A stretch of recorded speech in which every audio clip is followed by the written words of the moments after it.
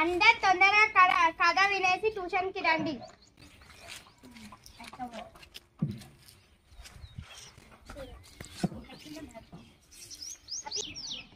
గురుర్బ్రహ్మా గురుర్విష్ణుః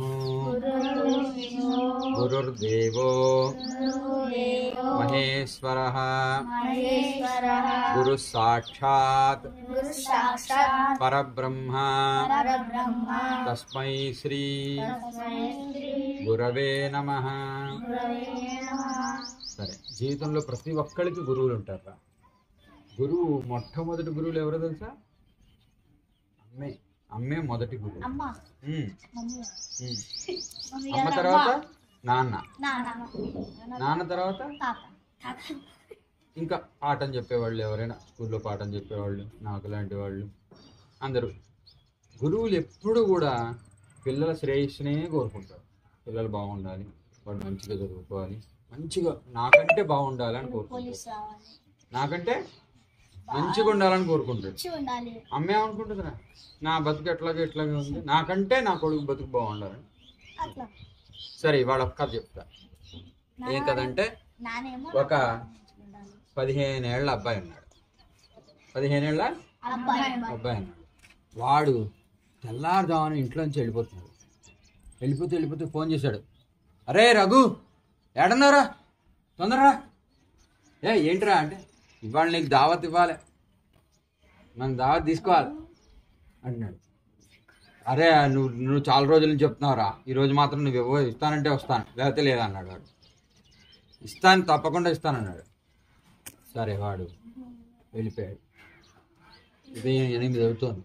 8ంటికి ఒక కొండ మీద అట్లా పార్క్ లాగా ఉంది. అక్కడ చక్కగా ఎక్కడ మనకు అక్కడ ఉంది చూసు, అట్లా చెట్లు అవన్నీ ఉన్నాయిగా, అక్కడ కొండ దగ్గర ఒక పార్క్ లాగా ఉంది. అక్కడ కూర్చుని ఏడుస్తున్నాడు రా.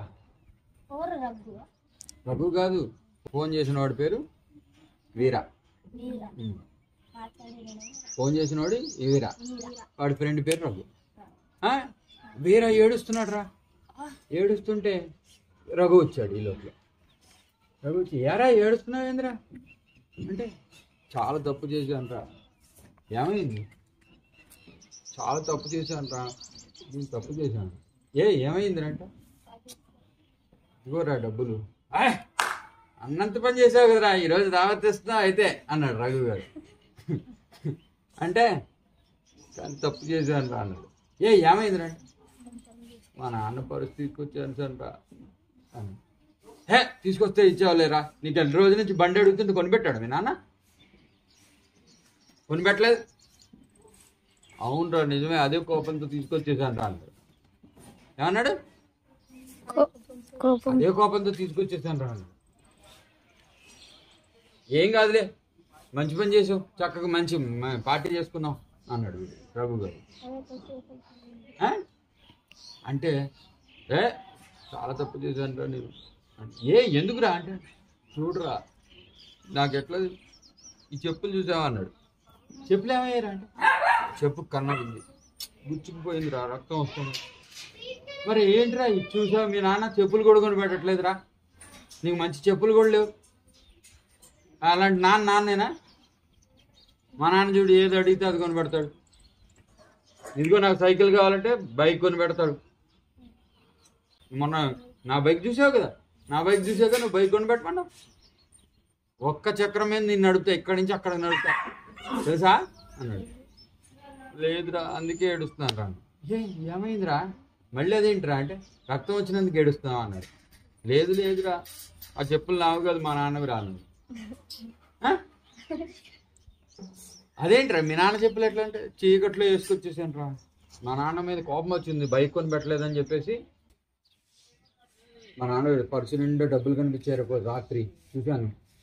నాకు కోపం వచ్చింది కదా, అందుకని తీసేసుకొని వచ్చేద్దాం అనుకున్నా. పొద్దున్నే లేచి, స్నానం కంటే ముందర 5ంటికి లేచి పర్సు తీసేసుకొని గబగబా వచ్చేసాను. ఆ తొందరలో మా నాన్న చెప్పులు వేసేసుకున్నా అన్నాడు. మరి ఏమైందిరా? అయితే ఏమైందిరా? ఫోన్లే, మన పర్సు ఉందిగా, కావాలంటే కొత్త చెప్పులు కొనుక్కుందాం అన్నాడు. లేదురా, అందుకే ఏడుస్తున్నాను. ఇంకేంట్రా నీ ఏడ బాబు అని మంచిగా ఎంజాయ్ చేయరా అంటే, డబ్బులు ఉన్నాయి ఎంజాయ్ చేయరా అంటే ఎందుకు ఏడుస్తున్నారంటే, లేదు లేదు అట్లా ఉండకూడదురా, నిజాయితీ లేకపోతే మన జీవితంలో పైకి ఎదగలేము, అట్లా ఉండకూడదు. ఏమైంది అంటే, ఇగో పర్సులో చూడరా ఏదో ఉందిరా, చీటీ ఉందిరా, అగో బైక్ షాప్ అని ఉంది అన్నాడు. సరే నేను ఏమైతే అది అయింది, నేను వెళ్ళి ఆ బైక్ షాప్లో ఏముందో కనుక్కొని వస్తానని చెప్పి బయలుదేరాడు. ఒరే ఆఖరా డబ్బులకు మంచి పార్టీ తీసుకున్నాను రా అని వీడు రఘు గారు, లేదు లేదు ముందర అక్కడ ఏంటో తెలుసుకుందామని అక్కడికి వెళ్ళారు. అక్కడికి వెళ్తే ఆ షాప్లో 10 అయింది. అప్పుడు వెళ్ళేటప్పటికి ఎంత అయింది? 10. అప్పుడు షాప్ తెరిచాడు. షాప్ తెరిస్తే వీళ్ళ నాన్న పాత స్కూటర్ బండి వేసుకొని ఉన్నాడు. ఎవరు నాన్న? వీరు వాళ్ళ నాన్న. వీరు వాళ్ళ నాన్న పాత స్కూటర్ బండి వేసుకొని ఉన్నాడు. ఉంటే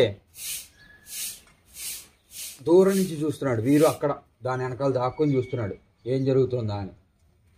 సార్ సార్ సార్ నా దగ్గర ఒక్కరోజు ఆపండి సార్ అన్నాడు. ఏం ఆపాలన్నాడు. నేను నా దగ్గర పాంప్లెట్ చూశానండి, ఆ పాంప్లెట్ పర్సులో పెట్టుకున్నాను, మీరు సెకండ్ హ్యాండ్ బండి 10,000కే అన్నారు కదండి, నేను దాచిపెట్టుకున్నానండి 10,000. మా అబ్బాయికి పాపం చాలా రోజుల నుంచి ఏడుస్తున్నాడండి వాడు. పాంప్లెట్ చూసి వచ్చానండి, కానీ పర్సు ఎవరు కొట్టేశారండి, కానీ బండి నా కోసం ఆపండి అన్నాడు. లేదు లేదు అలా ఆగదు, ఇవాళ ఆఫర్ ఉంది, రేపు వస్తే ఇదే బండి 20,000 రూపాయలు, అలా ఆగదు, ఉంటే డబ్బులు ఉంటే కొనుక్కో లేకపోతే లేదన్నాడు. లేదు లేదు లేదు లేదు లేదు నాకు కావాలండి అంటే, అయితే నువ్వు నీ బండి ఇచ్చేసే, ఈ బండి ఇస్తాను, ఇంకో 2,000 కట్టు అన్నాడు. సరే నా బండి తీసేసుకోండి సార్ అంటే వాడికి ఏడుపు వచ్చేసింది. ఎవరికి? వీరాగాడికి చాలా ఏడుపు వచ్చింది. నాన్న నా కోసం నాన్న బండి కూడా అమ్మేశాడు, నాన్నకి చెప్పులు తొడుక్కోవడానికి చెప్పులు లేవు, నాకు మొన్న షూస్ కొని ఇచ్చాడు, ఈరోజు నాన్న బండి అమ్మేసి నాకు బండి కొని పెడదాం అనుకుంటున్నాడు అని ఏడుపు వచ్చేసి, నాన్న వద్దు నాన్న అని ఏడుస్తూ వచ్చి కాళ్ళ మీద పడ్డాడు. ఏరా ఏమైందిరా అంటే, వద్దు నాన్న బండి అమ్మద్దు నాన్న సారీ నాన్న, నేను చాలా తప్పు చేశాను నాన్న అన్నాడు. ఏమైందిరా? ఏం కాదులే, నేను కొంటాను రా, ఎట్లాగైనా కొంటాను, నువ్వు అడక్కడక్కడియో నీకు బండి కొని పెట్టనా అన్నాడు. లేదు నాన్న వద్దు నాన్న, సారీ నాన్న, నేను తప్పు చేశాను నాన్న, మనకి ఎంత ఉందో అంతే వాడుకున్నాను నాన్న, నీ బండి నేను వాడుకుంటాను నాన్న, వద్దు నాన్న నాకేం ఇప్పుడు ఏం వద్దు నాన్న అన్నాడు. లేదురా కొని పెడతాను అన్నాడు. లేదు నాన్న వద్దు నాన్న ప్లీజ్ నాన్న, నీ బండి తీసేద్దు నాన్న ప్లీజ్ నాన్న అని చెప్తే సరే. ఆ రోజు నుంచి ఎప్పుడు కూడా వీరాగాడు దొంగతనం చేయాల, నాన్న చెప్పింది కాదు అనలే. ఎందుకంటే నాన్న మనకంటే ఎక్కువ ఆలోచిస్తాడు, నాన్న చూడడానికి కఠినంగా కనిపిస్తాడు. చూడడానికి ఎట్లా ఉంటారు నాన్న అంటే, మన ఇంట్లో అమ్మో నాన్న కొడతాడేమో అని భయం వేస్తుంది కదా, కఠినంగా ఉంటాడా లేదా? కానీ తన చేతిలో 1,00,000 రూపాయలు ఉన్నా కూడా తన కోసం ఎప్పుడు ఖర్చు పెట్టుకోడు. నాన్న ఏంటి, నాన్న అమ్మ కోసమో ఇంటి కోసమో పిల్లల కోసమో వాళ్ళ కోసమే ఖర్చు పెడుతూ ఉంటాడు. అంతేగాని తన జేబులో 1,00,000 రూపాయలు ఉన్నా నాన్న కోసం ఎప్పుడు ఖర్చు పెట్టుకోడరా. చూసారా మీరు? నాన్న కోసం ఎప్పుడైనా ఖర్చు పెడతాడా? ఖర్చు పెట్టడు.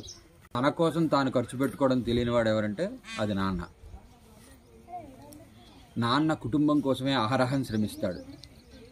అటువంటి నాన్న హృదయం అర్థం చేసుకోవాలంటే మనం కూడా నాన్నో అమ్మో అవ్వాలి, అప్పుడు మాత్రమే తెలుస్తుంది. కాబట్టి అమ్మా నాన్నల మాట విందాం, వాళ్ళు చెప్పినట్టుగా చేద్దాం. జై శ్రీరామ్.